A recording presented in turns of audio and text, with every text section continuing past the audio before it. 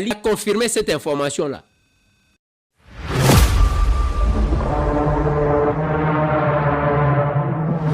Il se passe des choses extrêmement graves, affreuses dans les territoires occupés et nos populations vivent dans des conditions extrêmement inacceptables qui sont à un niveau inimaginable en termes des droits humains. Effectivement, nous avons dénoncé, nous avons eu à le faire dans un bon nombre de nos communications.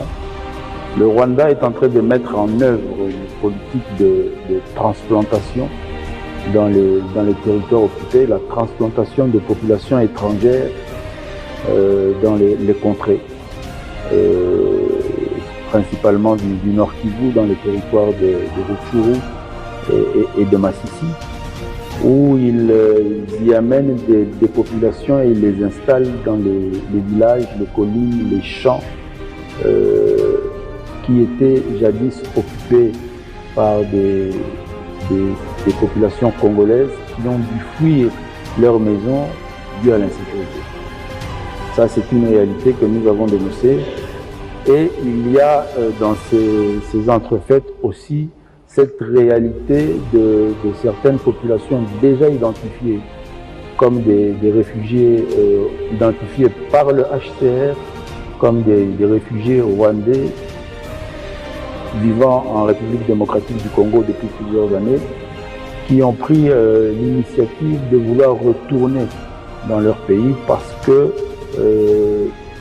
la zone dans laquelle ils vivaient en République démocratique du Congo se trouve dans une insécurité due à la présence de toutes ces forces armées étrangères dans le Rwanda et ses supplétifs du M23.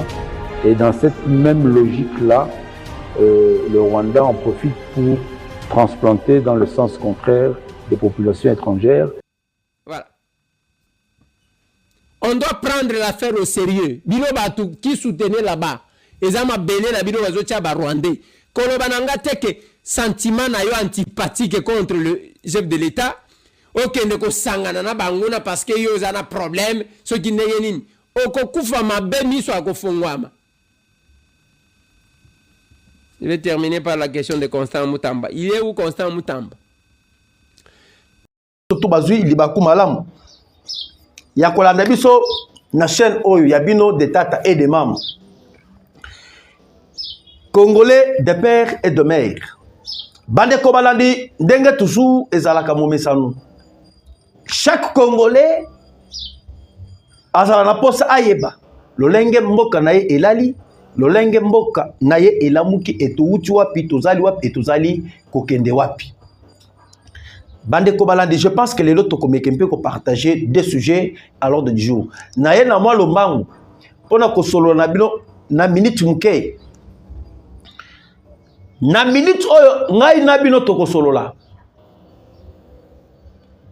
Naza na posa ya ke o permettre ba mususu ba continent te ba kota. Parce que il y a une information confidentielle. Oyo tokolobela lelo pona messe Wakaningi di King Vital Kamerhe.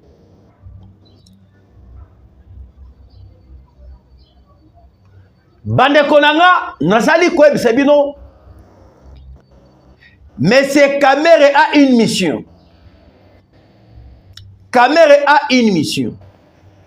Bokoyeba mission ya Kamerhe mukolo ya lelo au sein ya émission Oyabiso.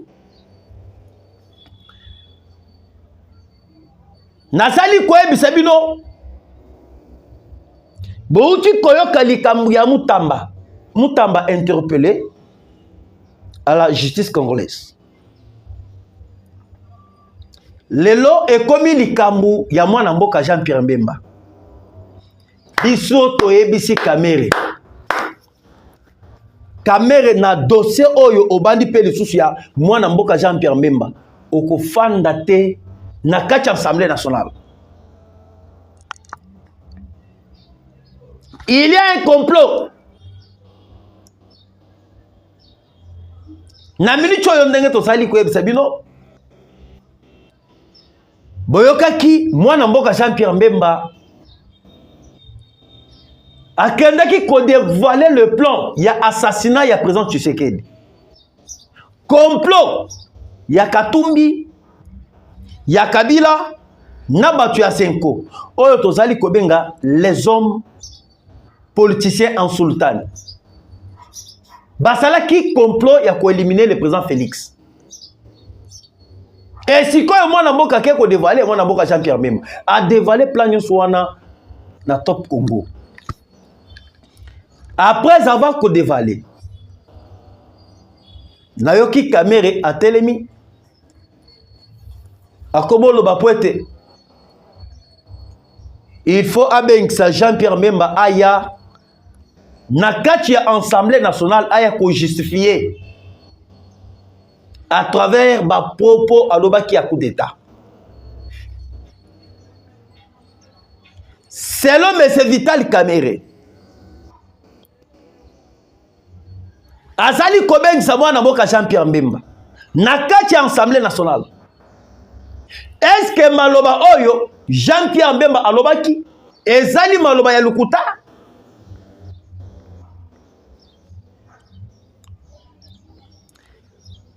Après dénonciation ya Jean-Pierre Mbemba, boyebi ke na Kolwezi balingaki ba abattre le président Félix. C'était le plan déjà dénoncé par Jean-Pierre Mbemba. Et même à Koki Koloba Makamupamba tia, Mbemba c'était un homme d'État. Mbemba azali homme d'État. Mbemba azala qui vice-président dans ce pays. Ayebi ba secret ebele na Congo awa. Mbemba azala qui ministre ya défense. Dans le gouvernement, il y a président de la République. Et même a yebi tous les secrets. Il y a des opposants. Oyanzala. Les opposants criminels.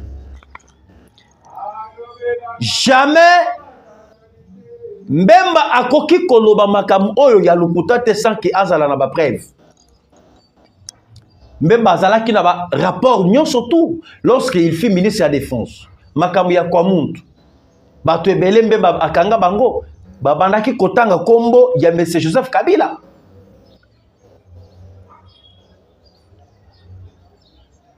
Trande port ya Kabila oyo Jean-Pierre Mbemba uti ko bloqué. Tant que ministre ya transport bake ko découvrir na ba port oyo nyonso tout oyo Kabila zalaki na yango abandaki kokotisa ba infiltré. Et minduki ebele ebandaki kokota na port ya M. Kanambi Kazebering. Et si aujourd'hui M. Vital Kamere il a sacrifié Moutamba et il cherche encore à sacrifier Jean-Pierre Mbemba, on doit se poser des questions de savoir.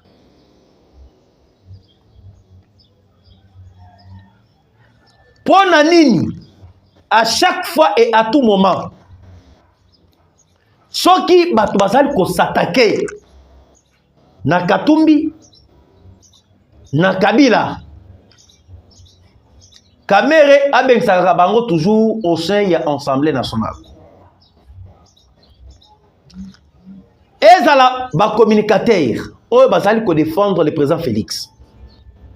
Bokomo na ke dossier moko elamuki, il faut bakanga bango, ba neutraliser bango. Pourquoi? Parce que il s'attaque à M. Joseph Kabila.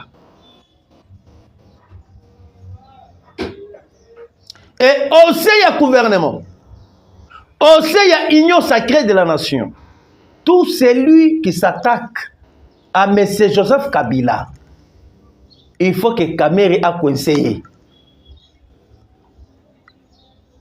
Nazoya ko dévaler nos plans. Il y a un plan bien établi contre le président Félix Tshisekedi. C'est déjà suspect. Vous voyez que Constant Moutamba a mis ce dossier. Il y a que bloquer tous les biens Yananga. va bloquer tous les biens. Il y a des criminels. Va juger, va condamner, nani Mutamba accueilli plus loin. Il y a condamné Nanga à mort. Et lorsque Mutamba a touché un dossier à Kabila, il y a la humilité. Il y a M. Joseph Kabila. Wana Kamere a Telemi, Abani ko s'agiter. Et lorsqu'il y a 5 dossiers à Mutamba, et il y a Matata Mponi, Kamere a s'enflammé. Il faut pas protéger Joseph Kabila. Il faut pas protéger Matata Mponi. Mbalamoko, M. Kamere a joué carte. Yako Bengisa Mutamba na kati Assemblée nationale en complicité avec quelques magistrats,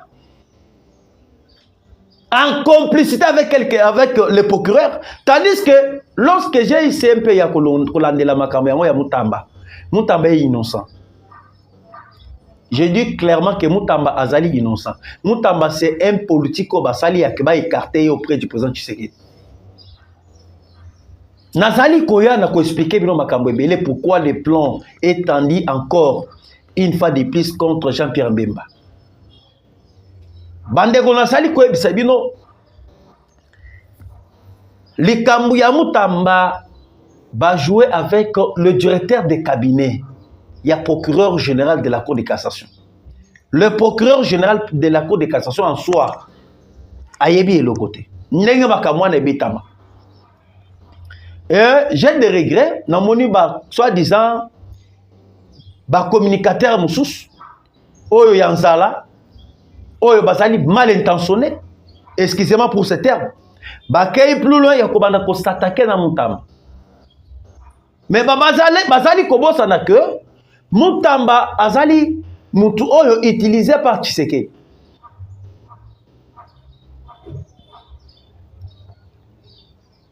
Je vous avais bien dit que le lot caméra azo koluka ayeba Mutamba zanani. Et nana sali ko protéger Mutamba. Et le lot tango bakeyi na bamoni que Mutamba travaille aux intérêts du peuple dans la vision du président de la République. Basali partout moyen bako esa Mutamba. Et le lot est commis les Kambouya Jean-Pierre Bemba. Kamere a Telemi à Lobi Poete. Il faut, moi, Namboka Jean-Pierre Mbemba Aya, Nakachi ya Assemblée nationale, Aya ko justifier. Ba propos na ye, ya coup d'état. Parce que Mbemba Loba qui vérité en disant que non, nous avons la 5. Ok? Tozali na 5. Tozali na Katumbi. Tozali na Kabila. Basali na likopa ya coup d'état contre le président Tshisekedi. Et lorsque moi Namboka Jean-Pierre Bemba lobi aloba qui vérité. Et le lot est commis les Kambouya caméra réseau soit caméra. Pourquoi? Pour la caméra il faut que batunyo sto basali na union sacrée ba défendre Tshisekedi te, ba kanga munoko na bango, ba lobela makambo ya Tshisekedi te. Tous les ennemis ya Congo ba dénoncer bango te. Ngai na ebisa kabino eloko moko chers amis, chers Congolais. Joseph Kabila na ba Katumbi nyonso wana na ba Kagame. Bazali na problème na batu oyo bazali au sein ya union sacrée. Bango bazali na problème avec le président Félix. Bango bazali ko viser le sommet. Celui qui est au sommet, le président Félix Antoine Tshisekedi Tshilombo. Ce n'est pas les autres gens, oh, tondi ba Camerouna, babati nakata, ya union sacrée. Non, bango bazali ko viser Fachi. Fachi ne azali cible oya bango. Maintenant, maintenant, ba isoler Fachi, na batu oyo bazali ko apporter soutien. Et toyebi les plans. Et nous y sommes au courant. Et comment est-ce que bazali ko planifier mafia na bango? Biso toyebi si kamere. Omoni pona mwana mboka Jean-Pierre Bemba. au perdre kit na yo ya Assemblée nationale. Trop c'est trop. Chaque fois tu le bela makamka Vital Kamerhe. Vital Kamerhe. Moi je vais demander au président Fachi. Au koki koyo que na biso te pourquoi? À chaque fois biso tozali kaka Muke Kamerhe. Muke Kamerhe. Et qu'est-ce qui empêche on la Kamerhe? Quels sont les accords Oyo signé avec M. Vital Kamerhe? Tout ça n'a pas sangana yebapé. Parce que tolobi, on a parlé pour Kamerhe. On a parlé sur Kamerhe. Tolobeli Kamerhe, tolobeli Kabouya. Batouana bazali kaka protégé. Et pourquoi? Et pourquoi? Mais Kamerhe sali côté là yo, bapo de banane, yo kissé, yo kweya. Vous pensez que le soki Kabila azongi na Congo aw? Kabila akokanga Kamerhe, Kabila akotikala jamais kokanga Vital Kamerhe. Alors, comment est-ce que ba monter coup, ba monter plan Oyo Yabango? Actuellement, mes chers amis, je vais parler dans des volets.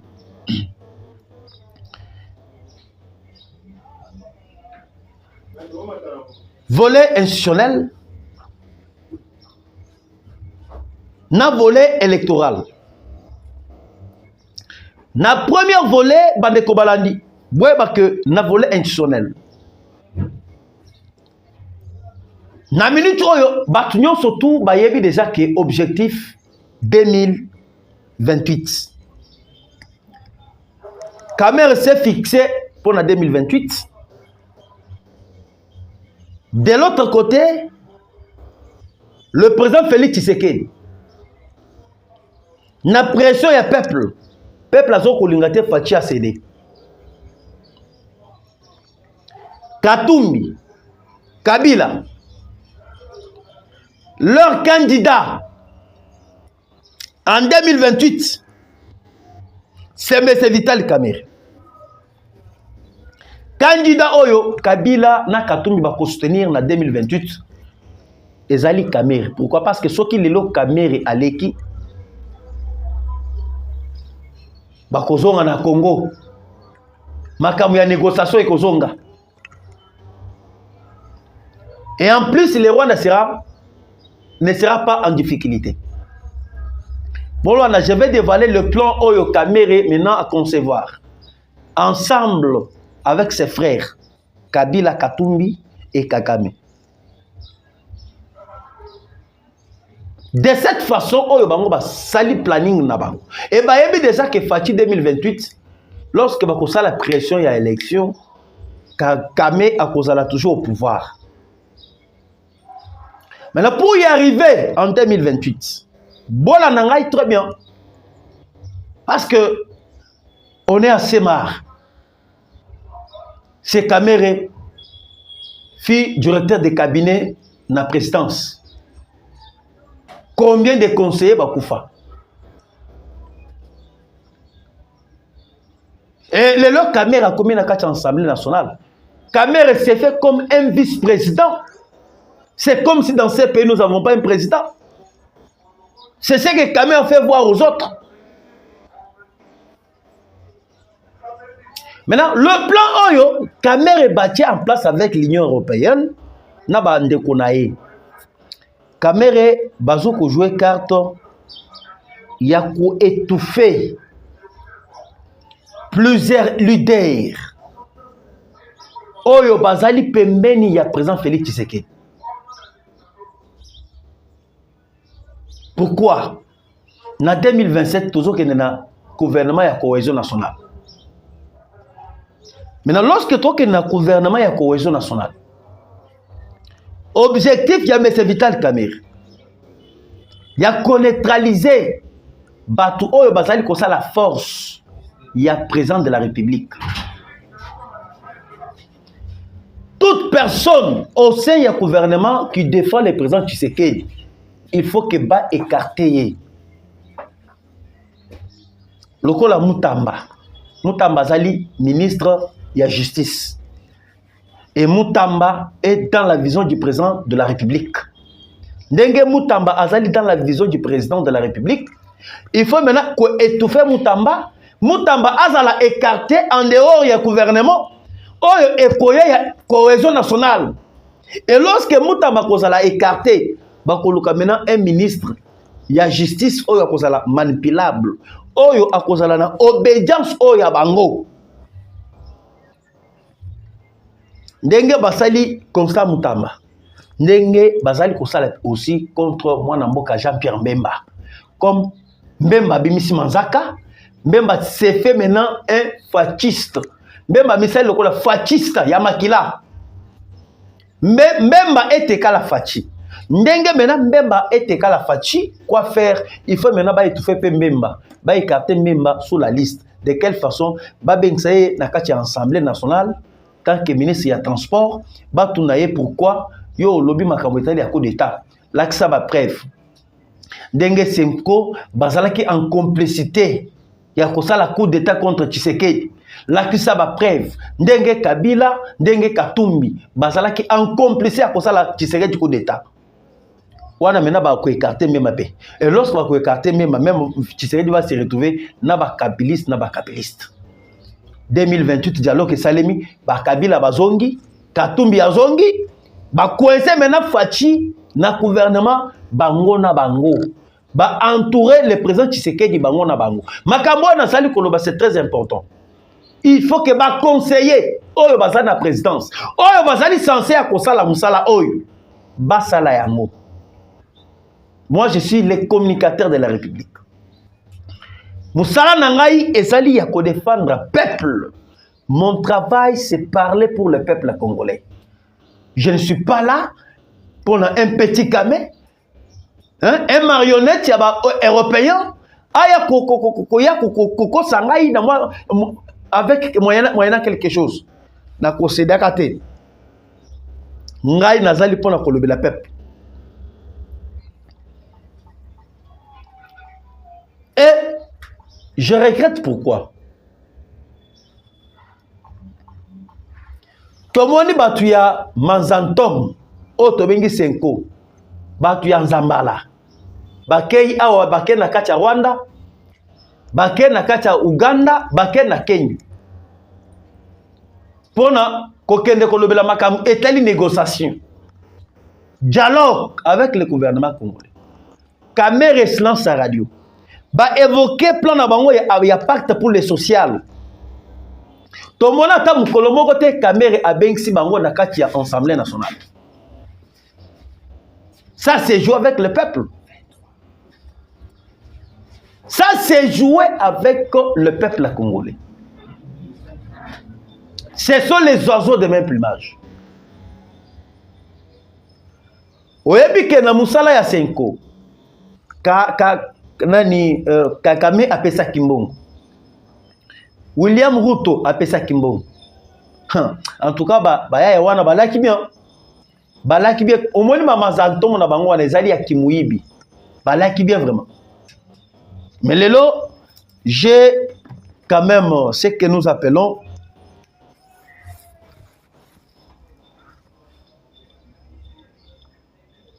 Financial Africa.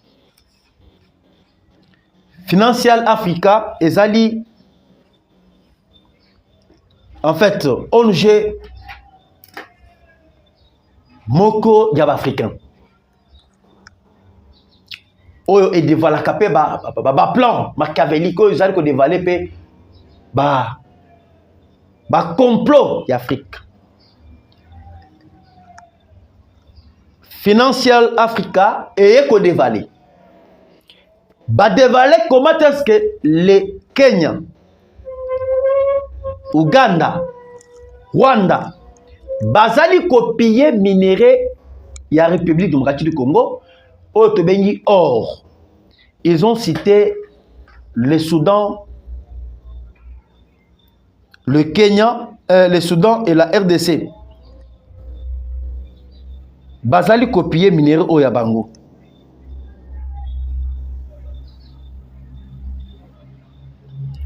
Je peux vous lire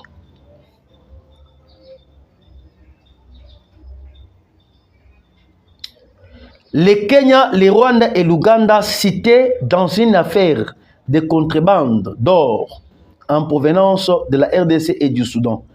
Financial Africa. Et lorsque ce qu'on bamboka oyo bazali copier minerai à Congo, et les gana contrebande. Contrebande bako sebino que non, ezali système que non, bazali ko kima douane non. Ezali système que bakoti ba bomi, ba piller, ba yibi ba or, ba traverser na na kati ya Rwanda, et lorsque ils ont traversé na Rwanda, Ouganda pe ayibi a traversé na mboka na ye et kolekana à travers les Rwanda. Et lorsque ils ont koleka à travers les Rwanda, bazu facilité à kokomisa ngona Kenya. Kenya nde ezali retrouvailles oya bango. Et lorsque minera nyo surtout bazali koyiba ba or et comme na Kenya wana moni à travers bateau baye komema yango destination Europe voire même Asie. Maintenant ba pierre ya ba minera na biso. Nde bato oyo to moni église catholique azali ko soutenir. Lorsque même a parlé le coup d'État, le coup d'État a été créé avec na ba base arrière. Oyo Katumbi na Kabila na Senko bazali ko s'en servir. Ngai na mona batu bayina Tshisekedi boyete likola bato église catholique. Je ne parle pas de fidèles. Nazali kolobela pona ba prêtre. Ceux qui botali ambongo na so laisser de la haine. Parce que Tshisekedi azali Kasai. Comme Tshisekedi a une innovation, il y a gratuité de l'enseignement. Il faut tout bundisa etinasuka. Imaginez-vous, babane qu'on se retrouve dans la gratuité de l'enseignement. À chaque élève, $1. À chaque élève. Sans que tu comptes ba minerval. Et en plus, les écoles les plus chères ici au Congo, ezali école, il y a église catholique. C'est là où la guerre a été déclenchée. Kabila Zala qui a au Congo pendant 18 ans. Kabila Tika Bangon a laissé aller. Kabila Tika Bangon a laissé aller pendant 18 ans. Au moins, un cardinal Azalina, oui, à 15 carrés minières.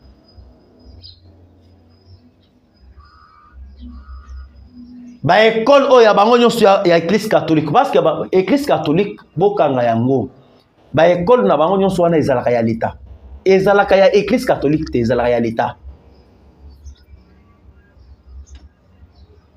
muke nde ezalaka ya ba individu lokolo ba école ya Kenon Saint-Pierre Saint-Luc ezalaka ya ba individu batongi mais majorité ya ba école ya église catholique ezalaka il y a l'État congolais.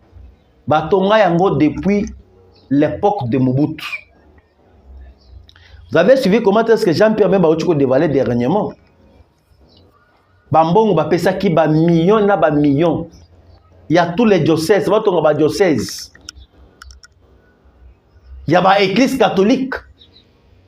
Oh ba misa ki mbongo wana ba pesa ki bo to bengi fridolin ambongo. Et ambongo est allé plus loin pour détourner mbongo wana. Ba diocèse wana ata mon côté batongata diocèse ata mon côté et il cherche maintenant à s'apprendre de nous ya kola kisaka bango balingi mboka yango bazali ba congolais depuis que ba congolais mususu ça c'est jouer avec la nation et na minute ndenge tozali kwebisa bino le plan de M. Vital Kamerhe et Batuya Senko bazolingi maintenant ba étouffer Batou bazali ko ça la force ya Fachi avant dialogue. Tant ba ko étouffer bango, dialogue et salemi, Fachi a se retrouvé yemoko. Na katia dialogue, na katia gouvernement, Fachi a ko ça la entouré na batu ya Kamerhe, Fachi a ko ça la entouré na batu ya Fayulu, Fachi a ko ça la entouré na batu ya Kaboun, Fachi a ko ça la entouré na batu ya Kabila, batu ya Katumbi. Lorsque vous allez entourer Yemoko, ba fragiliser ye, bango na bango, ba sali bloc, et ko combattre Fachi, à ça la départ na ye na 2028. Na 2028 maintenant, bango na bango ba koluka mutumoko oyo a ko remplacer le président Tshisekedi. La personne là sera qui? Mais c'est Vital Kamerhe. Comment est-ce que le plan est total? Imaginez-vous le plan, Oya dialogue, Oyo, Nazali Kouebi Sabino. C'est un plan bien confirmé. Et un plan machiavélique. Parce que hier, M. Vital Kamerhe a reçu une délégation. Il y a des membres de l'Union européenne.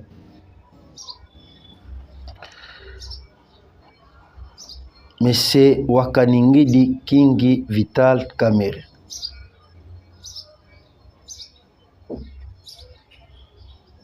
Je suis en train de chercher. Je vais vous balancer même la photo.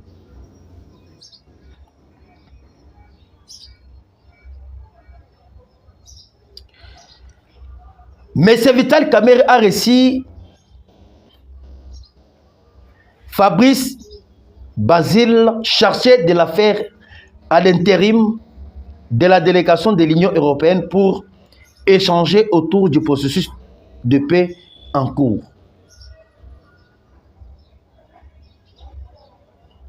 Selon la déclaration, il y a M. Basile Fabrice, chargé des affaires de l'Union européenne. Parce que l'Assemblée nationale, ils ont échangé avec Kamerhe.